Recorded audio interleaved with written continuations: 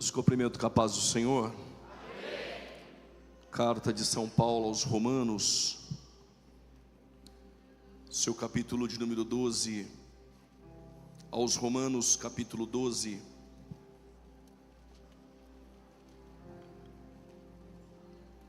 Glória a Deus. Você que trouxe sua Bíblia, Romanos, capítulo de número 12. Nós vamos ler a partir do versículo de número 1. Quero agradecer a Deus pela sua bondade, permitir que eu pudesse contribuir neste congresso tão relevante da UMADSE. Deus abençoe a vida do pastor presidente, pastor Zilmar Miguel, pastor Carlinhos, pastor Adriano, aos demais amigos e pastores e obreiros que sempre nos recebem tão bem, ao Tael e ao Lucas. Deus os abençoe pela confiança. É sempre um prazer retornar aqui nessa igreja e sentir essa atmosfera espiritual. Carta de Paulo aos Romanos, capítulo de número 12, diz assim o texto: Rogo-vos, pois, irmãos, pelas misericórdias de Deus, que vos apresenteis o vosso corpo em sacrifício vivo, santo e agradável. Diga bem forte: vivo, santo e agradável a Deus. Diga mais forte: vivo, santo e agradável a Deus, que é o vosso culto racional. E não vos conformeis com este mundo, todavia transformai-vos pela renovação do vosso entendimento, para que experimenteis qual seja a boa e agradável e perfeita vontade de Deus. Se você veio aqui essa noite e quer participar da vontade boa, agradável e perfeita de Deus, deixe Ele te transformar. Tome seu respectivo assento em nome de Jesus.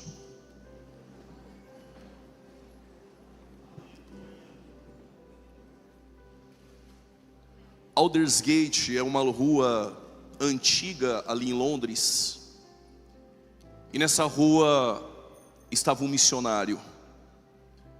Esse missionário, ele estava um tanto que desanimado, e nessa rua de Londres ele sentou para ouvir uma mensagem. No diário deste missionário, um dia ele foi evangelizar a América, e ele falou no seu coração: estou ganhando os índios a Deus, mas quem ganhará a minha alma? Este missionário estava levando o evangelho a uma tribo indígena, e esse missionário escreve no seu diário: estou indo para a conversão de índios, mas quem irá me fazer converter? E nessa rua de Londres, esse missionário está sentado, e de repente alguém começa a ministrar o prefácio de Romanos, escrito por Martinho Lutero. E John Wesley, ele diz que naquele dia ele sentiu algo que ele nunca havia sentido. Sensível ao toque da graça, ele sentiu os seus pecados sendo perdoados. Lendo somente o prefácio, ouvindo o prefácio de Lutero aos Romanos. Lutero, o mesmo monge alemão, agostiniano, que um dia estava em Wittenberg, na Alemanha, e ele carregando as suas culpas e um conflito contra o seu próprio pecado e não sabendo como vencê-lo, ele abriu aos Romanos e se deparou com Romanos 1,17. O justo viverá pela fé. As ruas da Inglaterra, com John Wesley, recebeu um avivamento que varreu toda a Inglaterra. Através de Lutero somos milhares e milhares e milhares que fomos impactados pela mensagem de Paulo aos Romanos, que o justo viverá pela fé.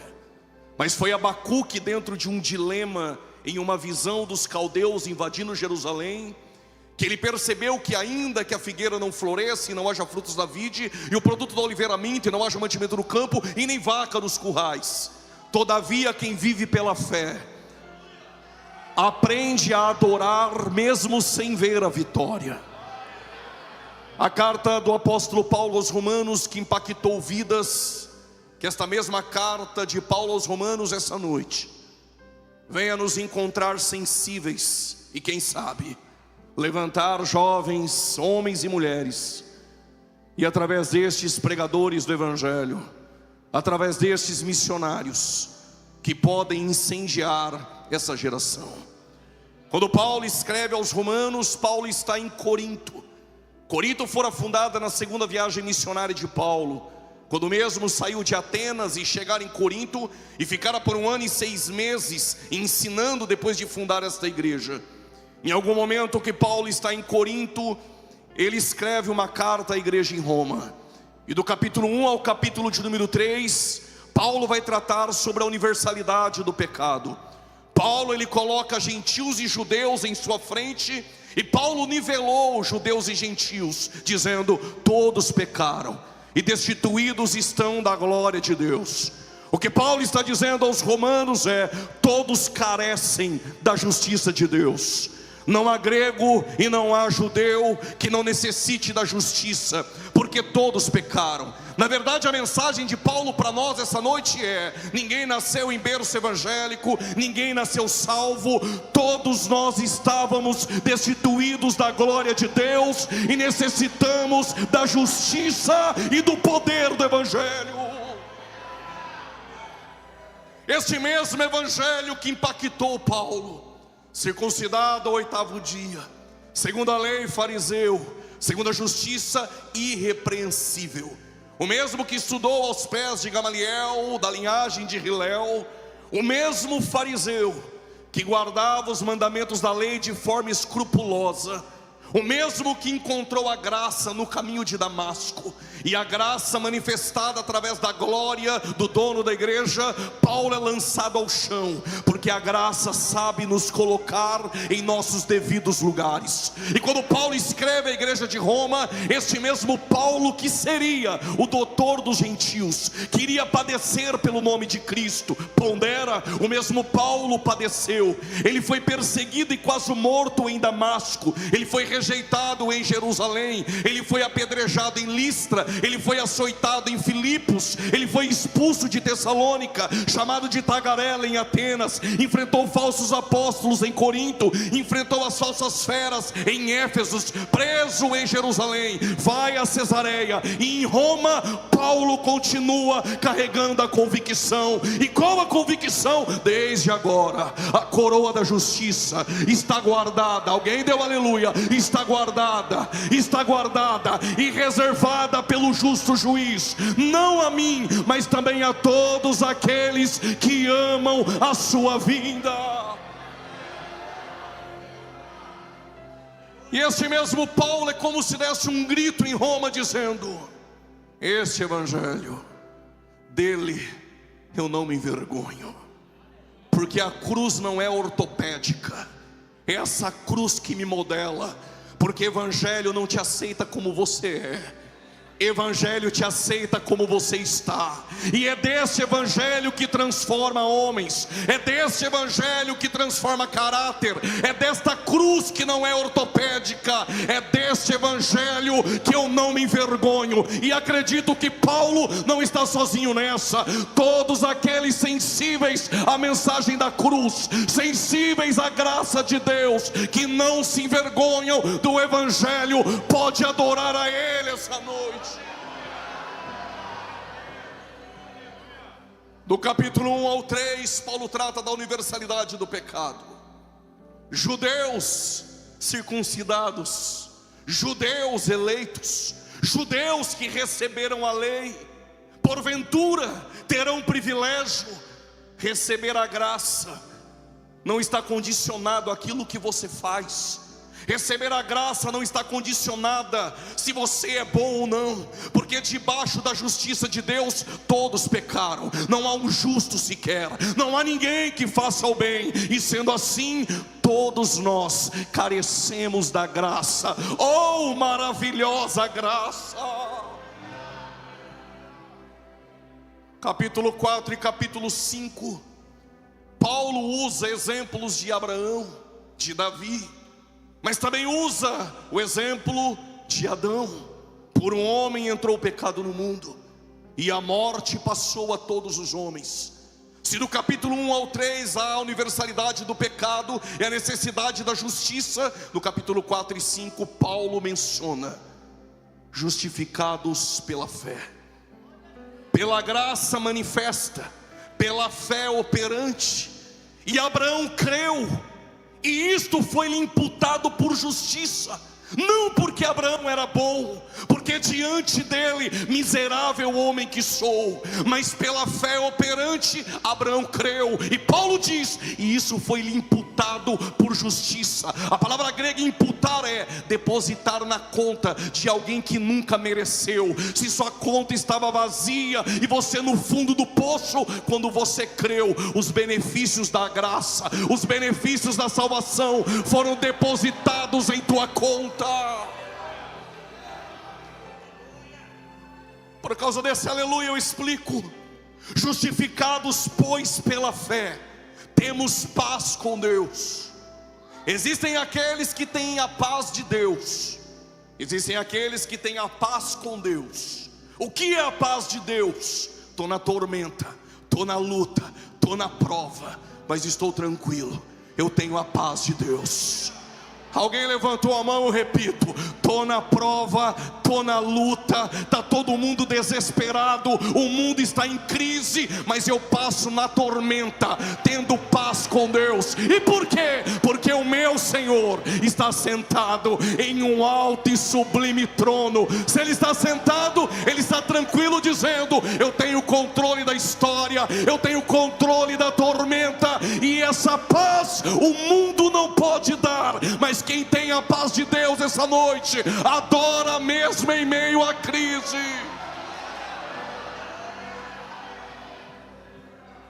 Eu entendi a paz de Deus, mas e a paz com Deus? Inimigos de Deus, filhos da ira, desobedientes, ingratos, caluniadores. Não há nada em nós que seja bom. Isaías, quando olhou no lixão em Jerusalém, trapos de imundícia, tira as crianças da sala, eram panos que mulheres em seu período menstrual usavam estes panos, e depois de usados, enrolados e lançados ao lixão, cheirava mal, contraía moscas. Quando Isaías olhou, ele disse, assim é o homem sem Deus, trapos de imundícia. Estávamos longe de Deus, estávamos no opróbrio, filhos da ira e da desobediência. Mas teve alguém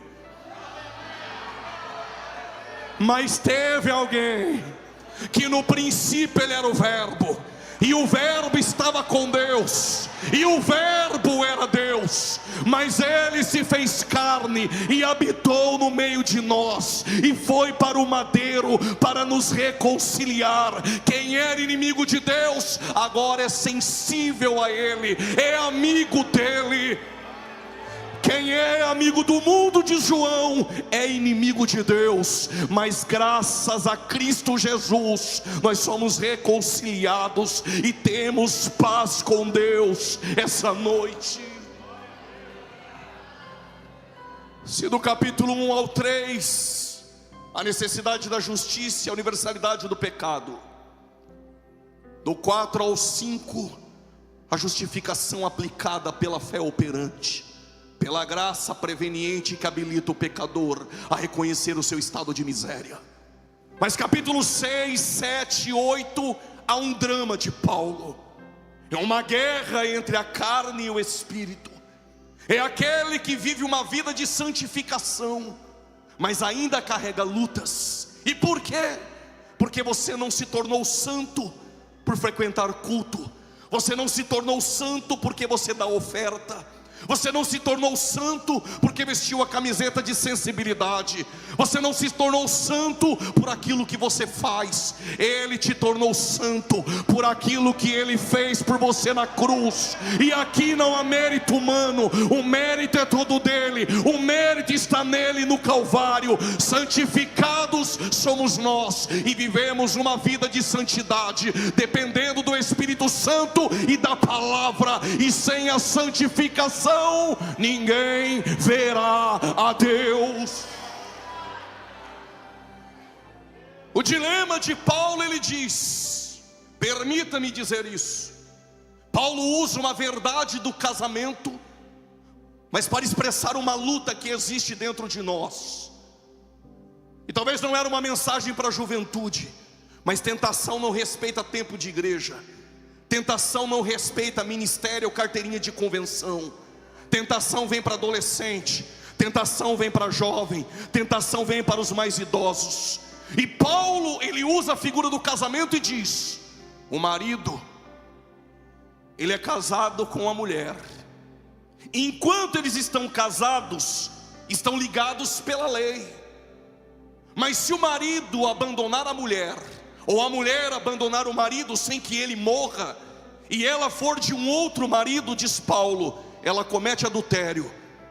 Que mensagem é essa, pregador, para um congresso como este? Eu explico. Nós também estávamos ligados à lei, ligados à carne. E se a carne não morrer, que é o primeiro marido, e eu me relacionar com o segundo marido sem que morra a carne, é adultério espiritual. O que Paulo está dizendo é: se a carne não morreu, e eu vim para o congresso ficar com Jesus, e amanhã voltar para os braços da carne do mundo, é adultério espiritual. Mas Paulo diz: se o primeiro marido morrer e é a carne, a lei não tem poder mais sobre a tua vida. Aí você pode se relacionar com aquele que ressuscitou dentre os mortos.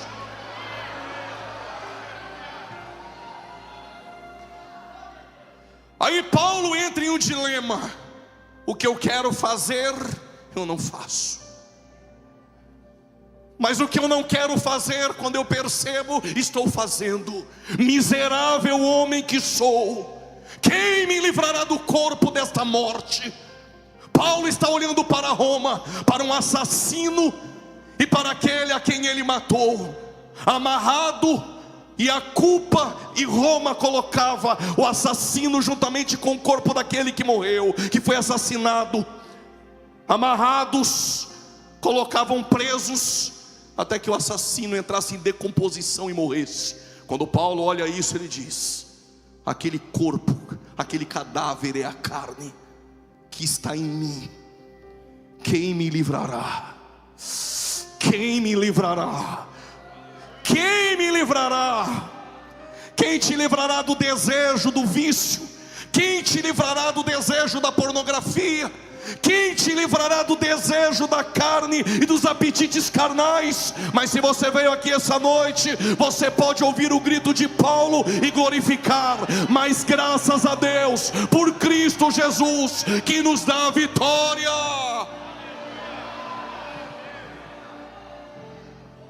Eu deixo Tiago 1,12.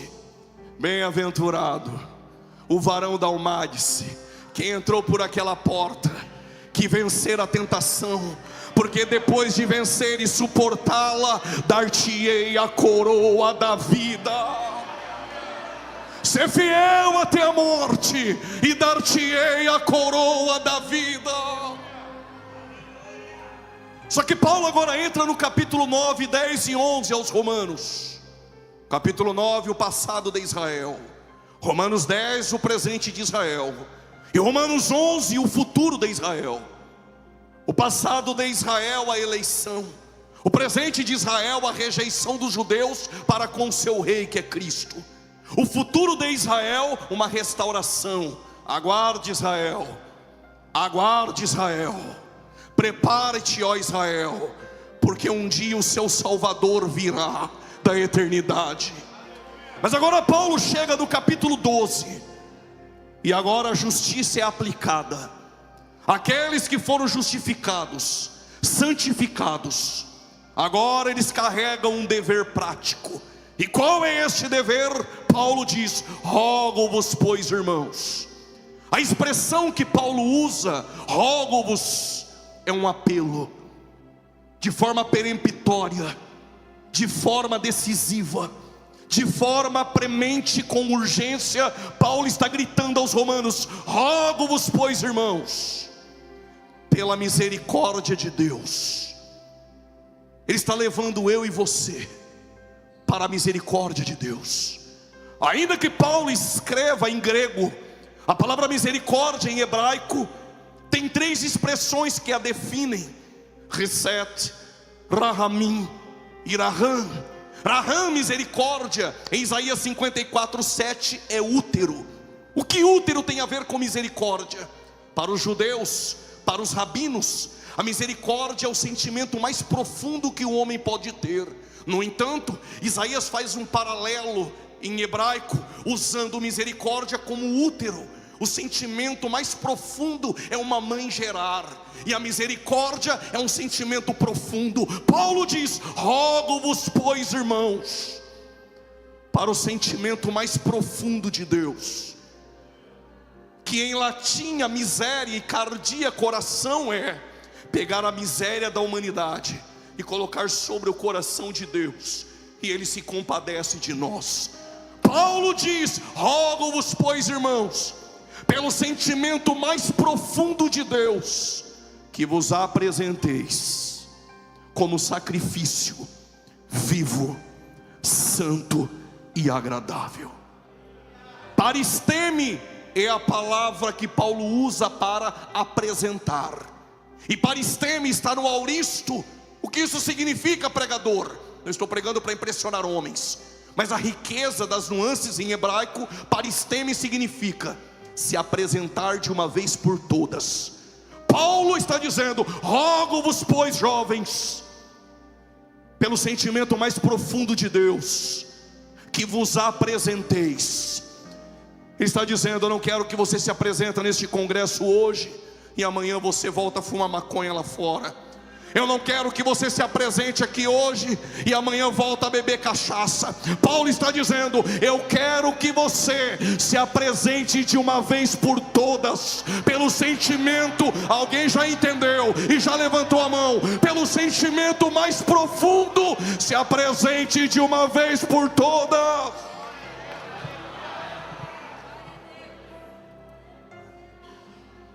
Aleluia, tu vai dar agora.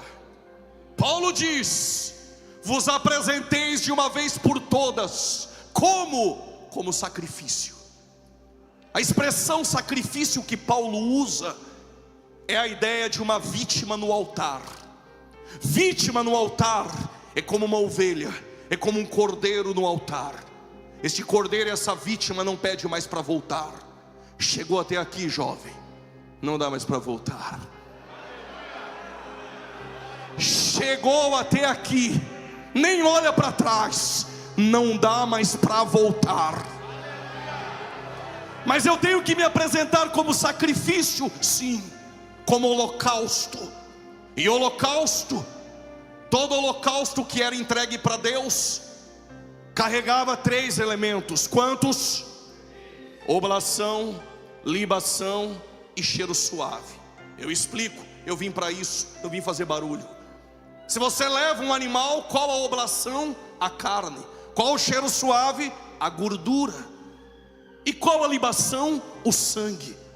É por isso que Paulo diz: estou sendo apresentado como libação. Apresentou o corpo, apresentou o espírito e a alma, mas o sangue de Paulo vai ser apresentado pelo gladil romano Amando de Nero. Paulo está dizendo: me apresentei por completo. O que Paulo está dizendo aos romanos é: se você for se apresentar, se apresente hoje, corpo, alma e espírito. Paulo está dizendo: não dá para vir para o congresso da Almadice e vir só com uma parte e entregar uma parte a ele e deixar outra lá em casa. Ele está dizendo: se apresente por completo, o teu corpo, o teu glória, o teu aleluia, a tua alma e o teu espírito.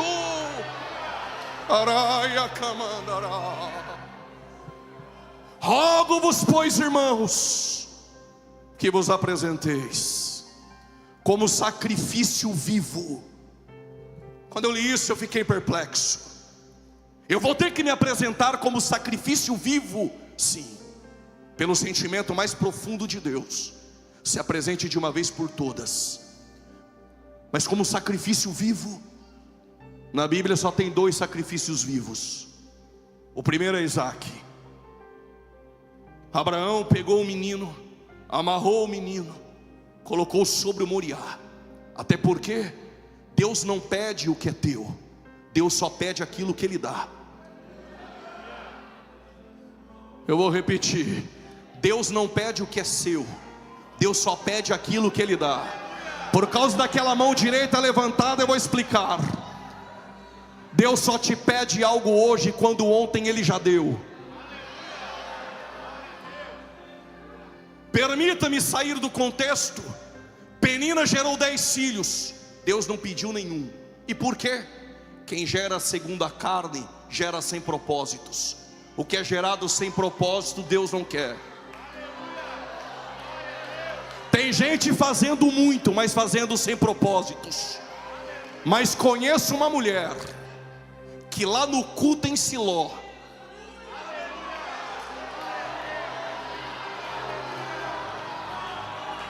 tem gente que já entendeu. Aqui tu não entrou para ganhar, aqui tu entrou para deixar.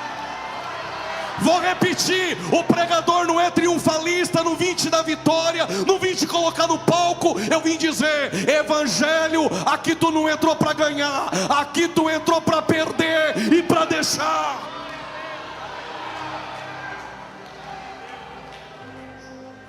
É porque Ana, todo culto ficava igual essa irmã do teu lado: eu quero, Deus não deu. Eu quero, Deus não deu. Outro culto em Siló, Deus não deu. O outro culto em Siló, eu quero, Deus não deu. Até que chegou o dia que ela entendeu o que é o reino. Ela falou: tudo bem, já entendi. Se o Senhor me der, eu devolvo.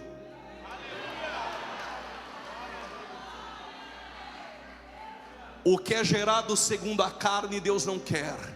Mas o que é gerado segundo Ele. Me dá o Samuel. Porque Deus não pediu Ismael? Porque o Ismael foi você que, quando desceu lá no Egito, trouxe com Agar. Eu não quero. É gerado sem propósitos. Então no congresso da Almades eu já entendi. Deus quer meu coração? Não, Deus quer o seu tesouro. Porque aonde está o seu tesouro, está o seu Isaac.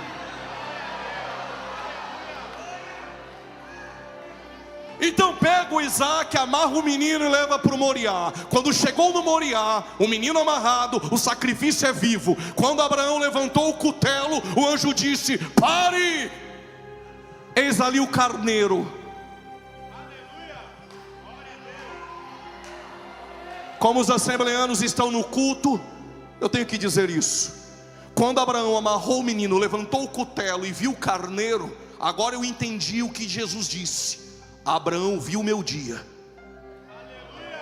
e ele se alegrou.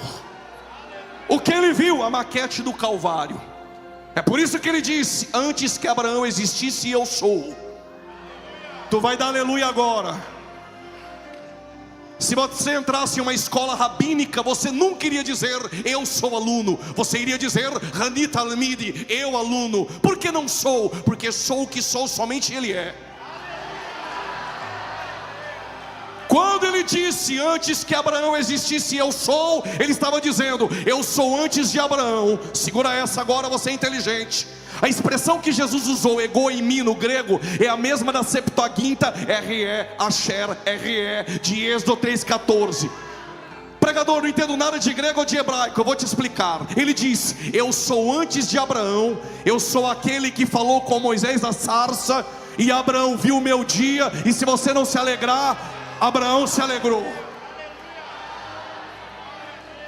Mas é sobre isso que eu quero falar. Quando Abraão levantou o cutelo, o sacrifício é vivo.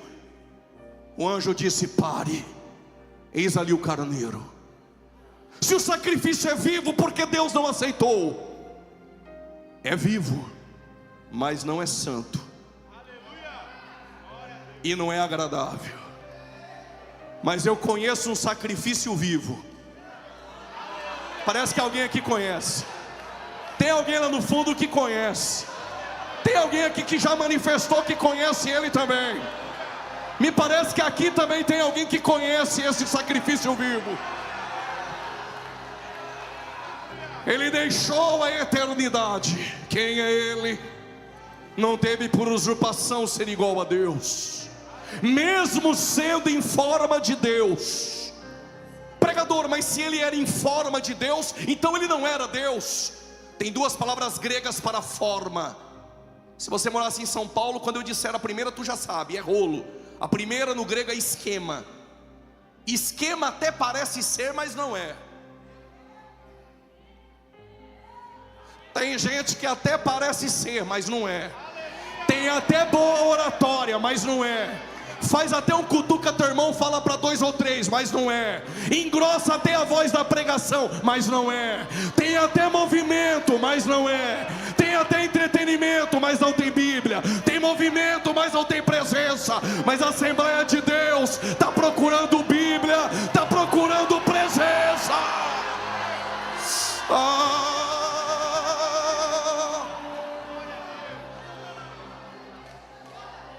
A palavra grega esquema até parece ser um microfone, tem até um formato, mas não é. Mas tem outra palavra grega que é morfê. Morfê é o mesmo formato, a mesma essência. Quando Paulo diz aos Filipenses, sendo em forma de Deus, ele não usou esquema, usou morfê. Ele está dizendo, sendo em forma de Deus, é Deus, continua sendo Deus, para todos sempre é Deus. Esvaziou-se de si mesmo. A palavra esvaziar, kenosis, não é deixar de ser Deus. Abriu mão dos privilégios, foi obediente até a morte de cruz, semelhante aos homens, como doulos, escravo. Sabe o que Paulo está dizendo? Sendo Deus, ele desceu na degradação humana, entre o pior dos pecadores, eu e você. Mas este sacrifício que vai para a cruz é vivo. A pergunta que permeia essa noite na Almade-se é vivo? E ele é santo? 2 Coríntios 5:21, Paulo diz, ele não cometeu pecado. 1 Pedro 2:22, Pedro diz, nele não há pecado. João 6:69, João diz, ele é o santo de Deus. Hebreus capítulo 4, versos 15, em tudo foi tentado, mas sem pecado. Alguém neste congresso poderia dizer, eu protesto, pregador. E por quê? Porque o Paulo, o Pedro, o João e o autor aos Hebreus, que disseram que ele não tem pecado, que ele é santo, joga no time de Jesus, então não vale. Então eu vou trazer 4 que jogavam contra. 4 da oposição, sempre tem oposição. O primeiro, Mateus 27, Judas disse, traí, sangue inocente. Não dê glória não, está 4-1. A mulher de Pilatos, me perdoe Pilatos pela intimidade, Claudinha Prócula disse, tive um sonho e sofremos por causa do sangue desse justo. Segura o glória, 4-2. Pilatos lavou as mãos e disse, ele é justo. Tem um ladrão na cruz.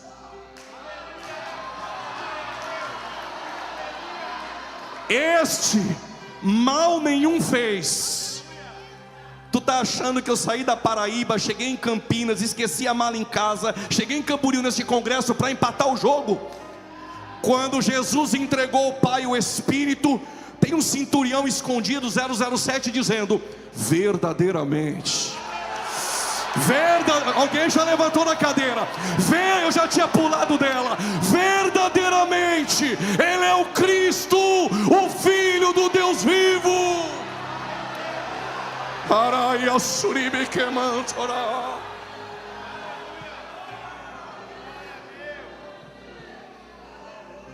Quem é Ele?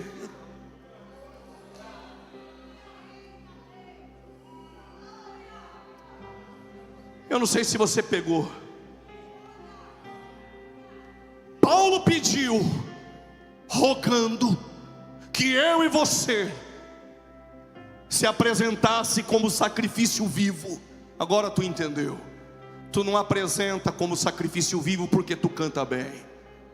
Tu não apresenta como sacrifício vivo porque assistiu 40 vídeos no YouTube, agora é teólogo e sabe mais que todo mundo. Tu não se apresenta como sacrifício vivo porque tem 3, 4 agendas, agora quer mandar no seu professor de escola bíblica dominical. Tu não se apresenta porque você é bom. Tu não se apresenta porque você prega bem. Você só se apresenta hoje porque alguém perfeito se apresentou em nosso lugar.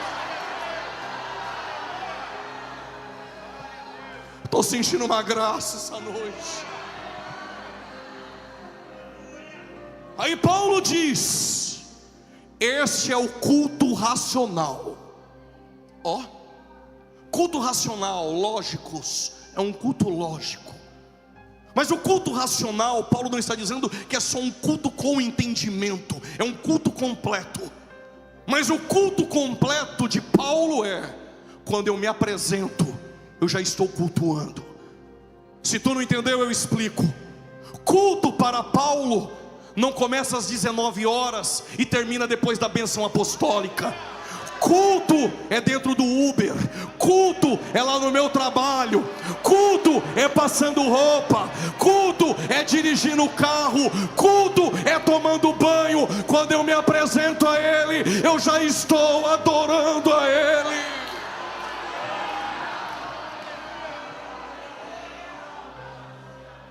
Pregador, eu não entendi. Eu pensei que culto era ensaiar no meio da semana para cantar para homens bater palma no domingo. Tu está enganado, querida. Culto não tem a ver somente com música que eu canto. Culto não tem a ver somente com o hino da harpa que eu decoro. Culto não tem a ver só com cutuca teu irmão e fala para 2 ou 3 ou bate na mão de 10. O culto também é dentro de você. O culto tem a ver com o modo de vida e com o teu testemunho.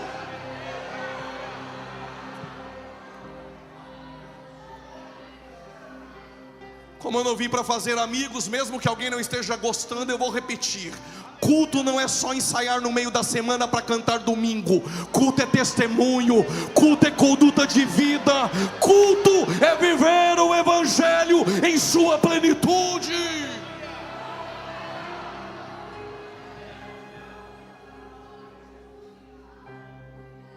Pregador, então o culto racional tem a ver com meu comportamento, com minha conduta, com a minha maneira de viver. Aí Paulo continua: não vos conformeis.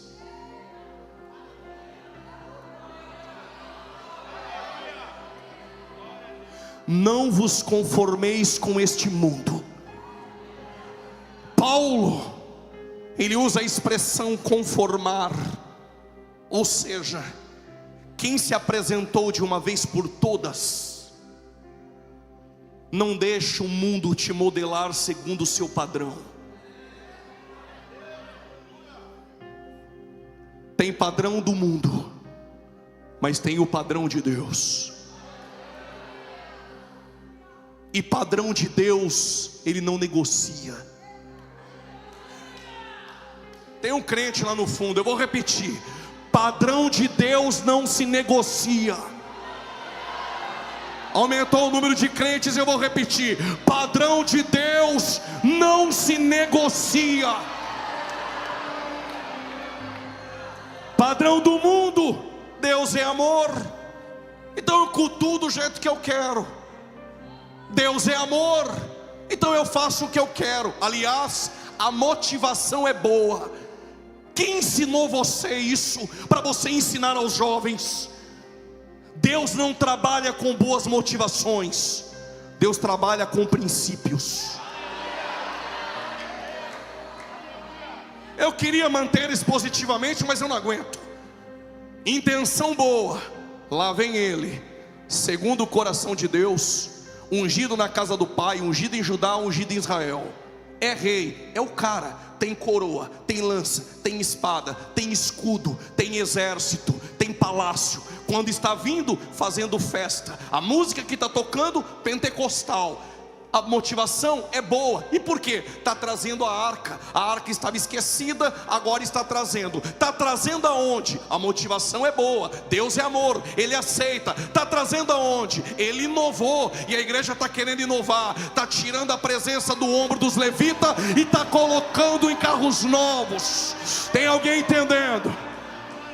Permita-me, eu vou abrir um parênteses agora, porque tem uns chatinhos na internet. Aí vai dizer que o pregador está dizendo que na igreja tem levita. Igreja não tem levita, até porque igreja é igreja, Israel é Israel. Estou aplicando para alguém entender. Isso é para quem está na internet. Amanhã depois, quando for assistir, fecha o parênteses. Deus estabeleceu um princípio: a presença é carregada no ombro dos levitas. Ponto final.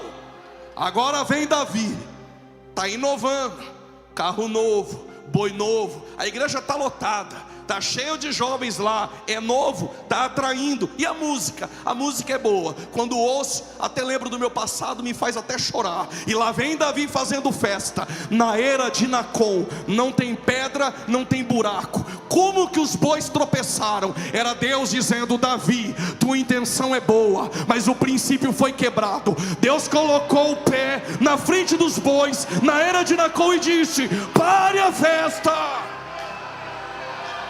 pare a festa. Está pulando, falando em línguas, mas está fazendo o que é errado, está quebrando o princípio. Não estou nem aí com a sua boa motivação. Deus não deixa quebrar princípios.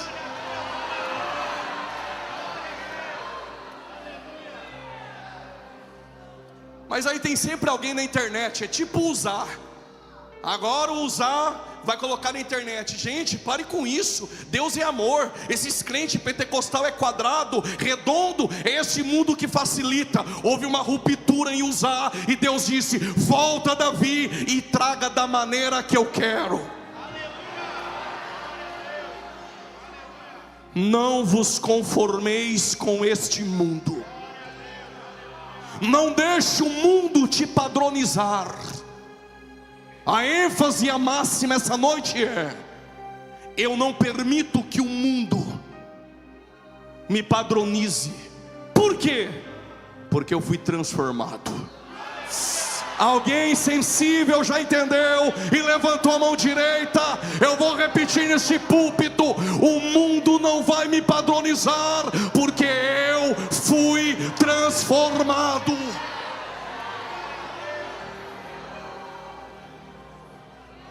Eu sou pregador, mas eu também gosto do ensino. A palavra transformar que Paulo usa é metamorfô. Sabe a metamorfose? A palavra metamorfô é a mesma no Monte da Transfiguração, em Marcos 9, Lucas 9 e Mateus 17. Quando Jesus foi transfigurado, a expressão é metamorfô. Nós não nos padronizamos no formato do mundo. Por quê? Porque nós somos transformados de dentro para fora. De dentro para fora. De dentro para fora. De dentro, só quem foi transformado. De dentro para fora.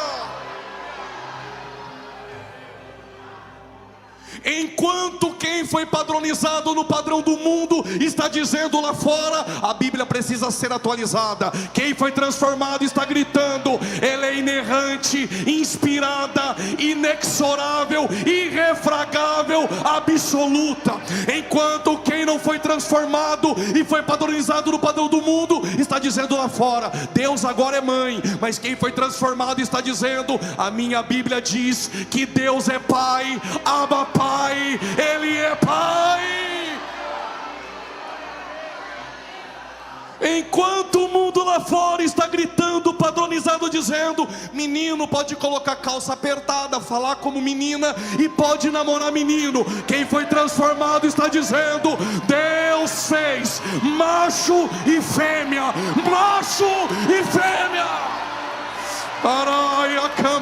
Só quem foi transformado pode adorar a Ele.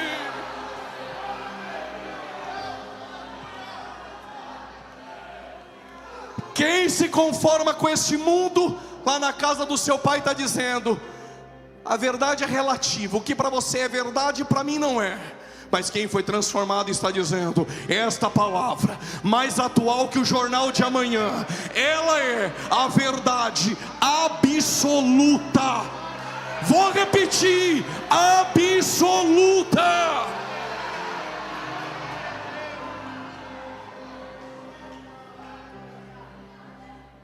Enquanto lá na universidade As pautas comunistas impregnam a cabeça dos jovens, e quem foi padronizado pelo padrão do mundo está aceitando, mas quem foi transformado está levantando uma bandeira hoje dizendo: eu não me envergonho, eu não me envergonho, eu não me envergonho do Evangelho, que para muitos é loucura, mas para o Madis é poder de Deus. Para quem é sensível, é poder de Deus, é poder de Deus, é poder para a salvação.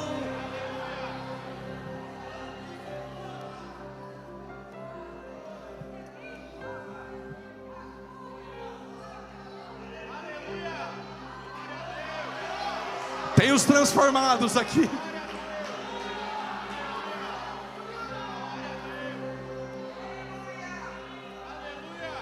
Na igreja não é um mundo que dita as regras. Na igreja, aquela que é suficiente, absoluta, é que dita a palavra de Deus. Passa céus, passa terra, mas a palavra permanece.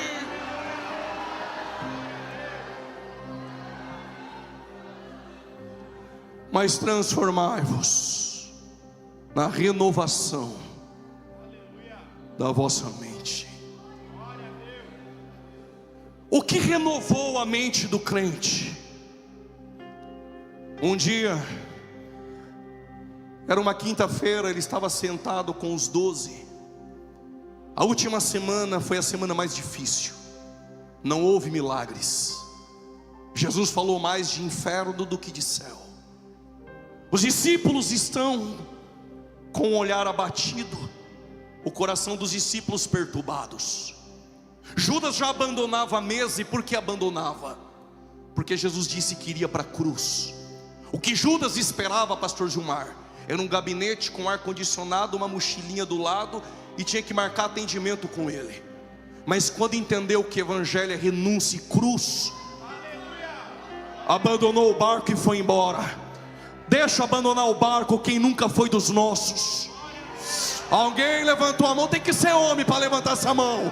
Deixa abandonar o barco quem nunca foi dos nossos.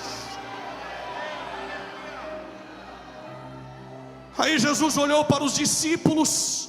Eles sabem que o nome mais falado em Jerusalém, a prisão, é o de Jesus. E pairou um silêncio como esse. Eu também gosto desse silêncio. Aí Jesus olhou para eles e disse: não se turbe o vosso coração. Crede em Deus e também em mim. Na casa de meu Pai há muitas moradas.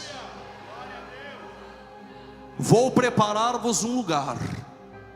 Se não fosse assim, eu teria dito: eu vou preparar um lugar. Repetido 2 vezes para ver se você pega. Eu não sei se você percebeu, mas há algo estranho no texto, pastores. Se na casa do Pai já há morada, o que ele foi preparar? A palavra preparar no grego é, enche o pulmão de ar aí, preparar o caminho para um viajante que vem de longe. O que ele está dizendo é: na casa do meu Pai já tem morada.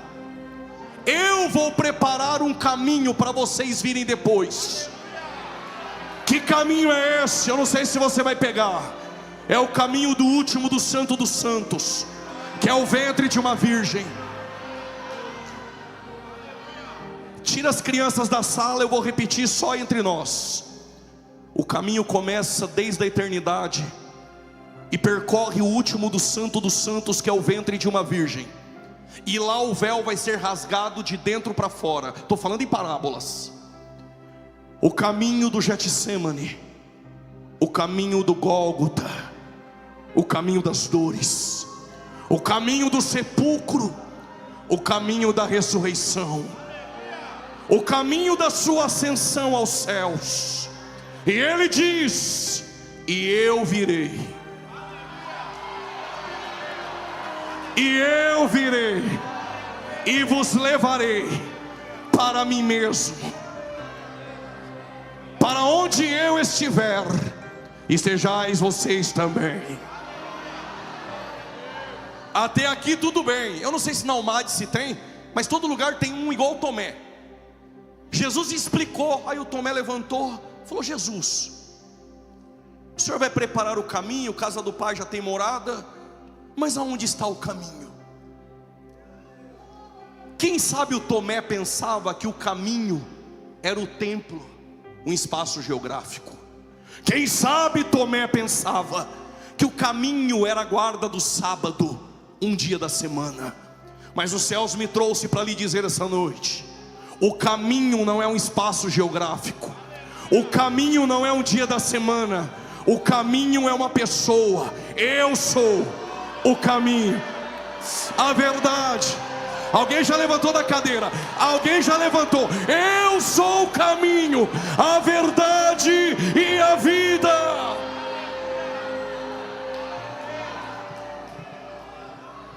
Se não bastasse o Tomé, parece aula de teologia. Vou parafrasear. Filipe levantou a mão. Então nos apresenta o Pai. Aí Jesus falou: Filipe, quem vê a mim vê o Pai.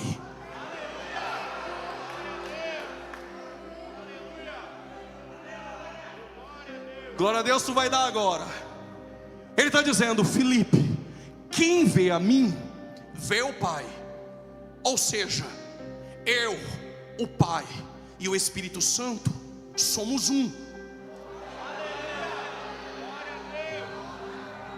Mas eu vou subir a súbito aos céus e vou deixar alguém para que vocês sejam um,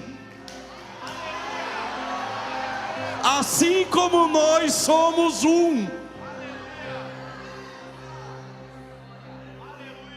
Eu irei, mas não te deixarei órfão, jovem. Está com crise de identidade, aquele quarto que te escraviza à noite. Eu não te deixei órfão. Estou indo para o meu Pai, mas vou deixar o outro Consolador.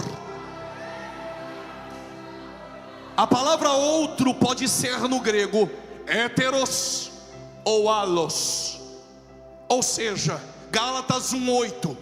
Se alguém subir no púlpito da tua igreja falando bonito, mesmo que tenha seguidores, marketing, compartilhamento, mesmo que tenha inscritos no canal, mesmo que seja boa pinta, mesmo que seja aquele que alegra a plateia, se ele trouxer um outro evangelho, seja anátema. A palavra outro que Paulo usa é héteros, é outro de outra espécie. Mas quando se usa a expressão alos, é o mesmo, da mesma essência, da mesma espécie. Quando Jesus disse: estou subindo ao Pai, estou deixando o outro, mas é da mesma essência. E este Consolador, aqueles que se padronizaram com este mundo, disse Jesus, não pode receber. Por quê? Porque o mundo lá fora é mentira, mas este é o Espírito da verdade. E quando eu subir ao Pai, eu deixarei o outro Consolador, e ele te tornará sensível, para você lembrar de tudo quanto ele disse, e ele vai te ensinar todas as coisas.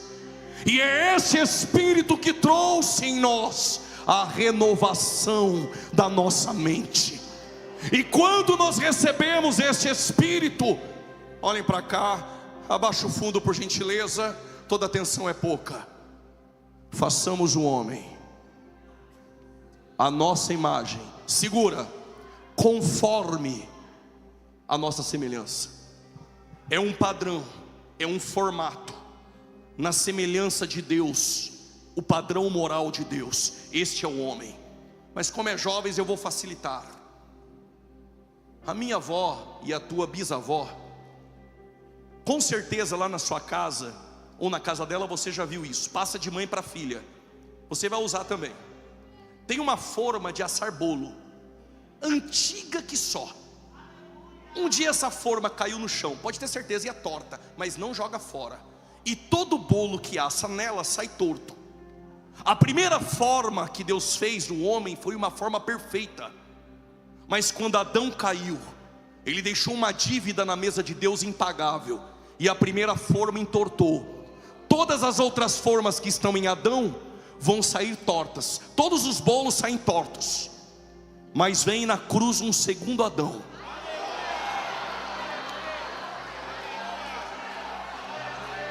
E essa forma perfeita, santa e agradável.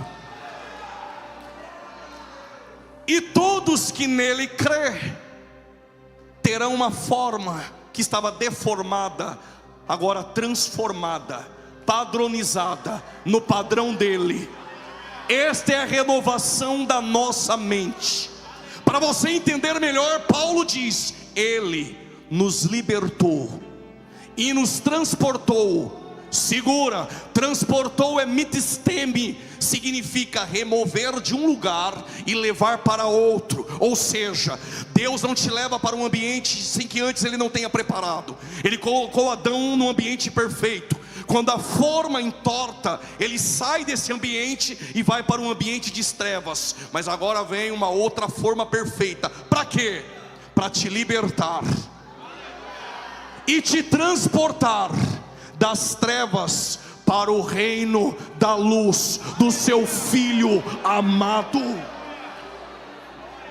E quando nós que estávamos mortos aceitamos a Cristo, o Espírito Santo desceu sobre nós. Por causa desse aleluia eu explico. Nós nascemos do alto. E o que é nascer do alto? Nascer do alto é ser regenerado. E o que é ser regenerado? Eu tinha uma deformidade, agora eu participo da mesma forma. Agora sou participante de uma nova natureza. E aqui eu encerro Pedro dizendo: Pedro usou uma metáfora para aqueles que foram gerados. Por isso que eu disse uma vez: se nessa vida você nascer uma única vez, tu morrerá duas vezes. Mas se você nascer duas vezes, tu morrerá uma. Eu sei que vai demorar para pegar um pouquinho, enquanto isso eu repito. E não se envergonhe se você não pegou, porque o Nicodemos morreu, talvez nem pegou. Se nessa vida você nascer uma única vez, tu morrerá duas. Mas se nascer duas, morre uma. Pela misericórdia de Deus eu explico. Esquece berço evangélico. Não tem Camboriú para vender, não tem em São Paulo, em lugar nenhum do mundo. Todos nós nascemos mortos. Se você nascer uma única vez do ventre da mãe, tu morre duas. Porque um dia morre fisicamente e um dia recebe o dano da segunda morte, a morte eterna. Mas se nascer do ventre da mãe uma, e depois nascer do alto, da água e do Espírito duas, só morre uma, mas ainda que esteja morto viverá. Como os assembleanos chegaram 5 para as 22 horas, eu tenho uma boa notícia. E tem uma geração que não vai morrer nenhuma.